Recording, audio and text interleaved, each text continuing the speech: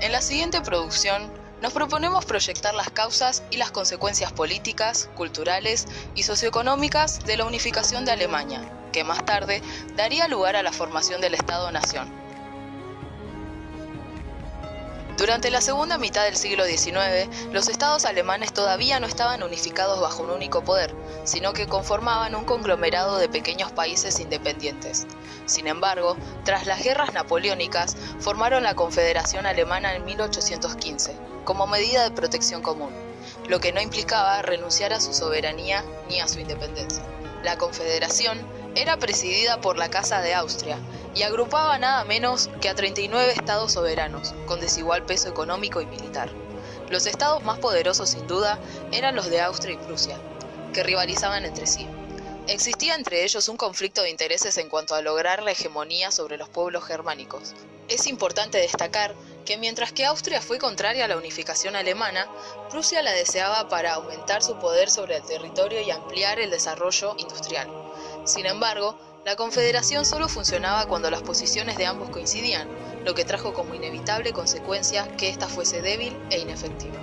Por otra parte, en el año 1862, el rey prusiano Guillermo I eligió para ser el primer ministro de Prusia al político y diplomático Otto von Bismarck, que quedaría en la historia como el hombre que logró la unificación política alemana.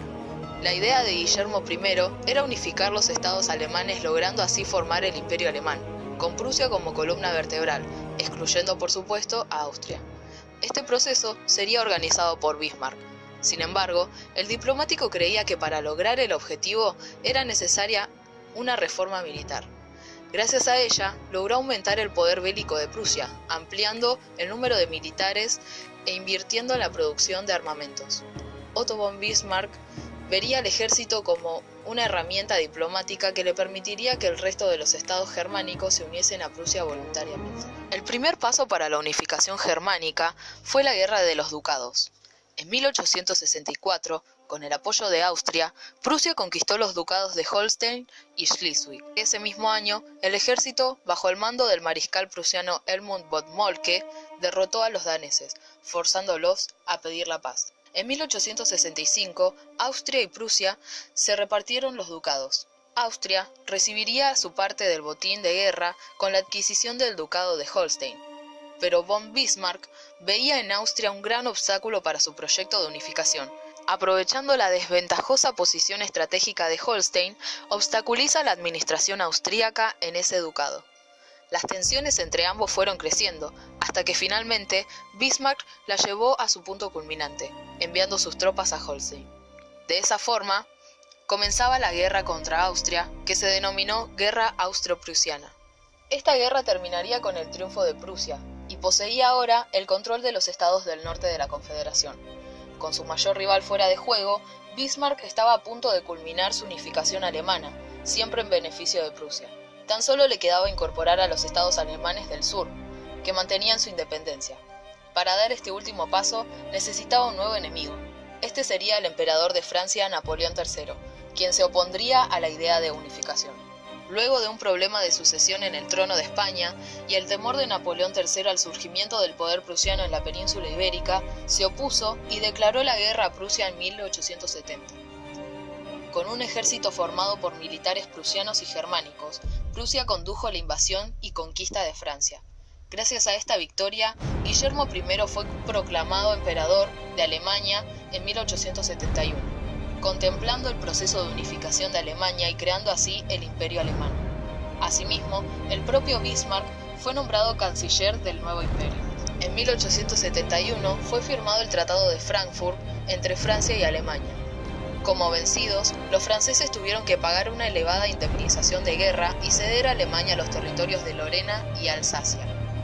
Como consecuencia, se produjo un desarrollo espectacular en la producción de acero, así como en otras industrias. Alemania se convirtió en la primera productora mundial de productos químicos y dominó la industria eléctrica europea. Fue el nacimiento de una poderosa potencia mundial. El comienzo de la segunda mitad del siglo XIX fue acompañado por la finalización de las guerras napoleónicas.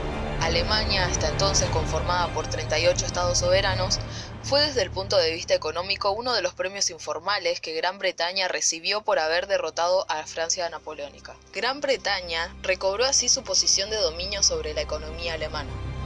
Alemania era importante para ellos, ya que poseía numerosos recursos naturales y una población abundante.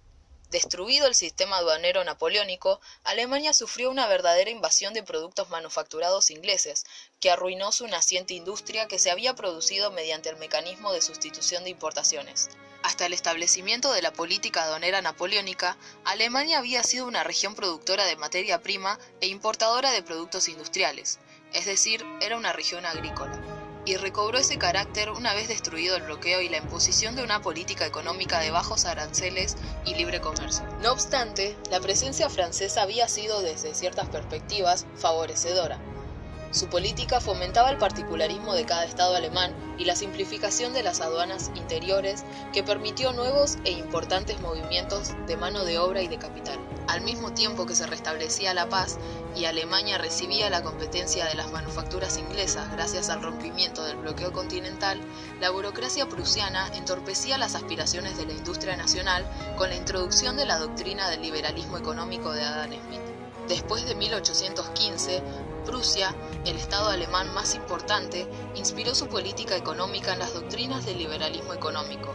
Gran Bretaña, por su parte, se encargaba de predicar a favor de estas, considerándola la mejor teoría económica que esos estados podían aplicar. En cuanto al comienzo del desarrollo industrial de Alemania, la génesis de su unidad y el inicio de la construcción de un poder nacional solo fueron posibles cuando el país logró liberarse de la dominación ideológica y cultural inglesa. El proceso de insubordinación ideológica fue la condición necesaria que posibilitó, primero, la integración económica de los distintos estados alemanes y segundo, la formación de un nuevo estado sustancialmente independiente. El intelectual que más se destacó fue el Nobel economista Friedrich List. Era partidario de la industrialización de Alemania y consideraba que el proteccionismo era la política económica más racional para tal fin. Es por esto que rechazaba el libre comercio y la teoría de la división internacional de trabajo. Contrario a las ideas de Adam Smith, creía que el crecimiento industrial debía ser apoyado por el Estado, que debía impedir la entrada de los productos extranjeros durante el periodo embrionario de las nuevas industrias. List fue uno de los principales artífices de la insubordinación ideológica de Alemania, insubordinación que le permitió romper la estructura ideológica que imponía su unidad nacional y su industrialización. Llegado al año 1834, entró en vigencia un tratado que pretendía la unión arancelaria de varios estados. A partir de la unión aduanera, se evolucionó rápidamente hacia una nivelación de los precios. Por otro lado, a mediados de 1834, Prusia lideró la creación del Zollverein, Unión Aduanera de los Estados Germánicos, con el fin de facilitar el comercio entre los estados y fomentar el desarrollo industrial. La mayoría de los estados entraron en esta unión, pero Austria optaría por quedarse fuera. La creación de esta unión hizo acrecentar el poder de Prusia y la disminución por parte de Austria en la Confederación. El Zollverein constituyó el inicio del proceso de insubordinación económica de Alemania y fue la base sobre la que se reconstruye su pensamiento nacional y según la cual se modeló la unidad. De esta manera, el Zollverein le permitió a Alemania pasar de la fragmentación a la unidad, del estado agrícola al estadio industrial y del subdesarrollo al desarrollo. Además, el impulso estatal dirigido a la construcción del tendido férreo que provocó una fiebre de los ferrocarriles fue tan efectivo que su desarrollo fue el mayor de Europa. Finalmente, en 1850, Alemania experimentó un rápido crecimiento económico, cuya manifestación más notoria fue el aumento de la producción textil, de hierro y de carbón. El éxito del proceso de industrialización acelerada mediante sustitución de importaciones e impulso estatal le permitió a Alemania superar el estado de subordinación y la convirtió en una gran potencia mundial. La formación del Estado en Alemania se logró mediante un aspecto fundamental, que era necesario dadas las particularidades de su contexto. Ese aspecto fundamental sería la unificación. La guerra franco-prusiana y la victoria de Prusia conseguiría la unificación de los diferentes estados alemanes, excluyendo a Austria. La unificación impulsada desde Prusia y encabezada por el canciller Bismarck utilizaría métodos contundentes como el fortalecimiento del militarismo, que lo llevaría a realizar procesos bélicos fundamentales que marcarán el proceso de la unificación. La victoria prusiana supone la consolidación de la unificación alemana y el nacimiento del nuevo imperio alemán, con una monarquía constitucional bajo el mando del emperador Guillermo I. En 1814, Alemania había logrado liberarse de la dominación política de Francia para caer bajo la subordinación cultural y económica de Gran Bretaña. Sin embargo, gracias a los aportes intelectuales del economista Friedrich List, Alemania logra liberarse de la dominación ideológico-cultural inglesa con el proceso de insubordinación ideológica que produjo la integración económica de los distintos estados alemanes y la unidad política. Resulta difícil imaginarse que Alemania fue hasta apenas 136 años una región subdesarrollada, exportadora de materia prima e importadora de productos industriales.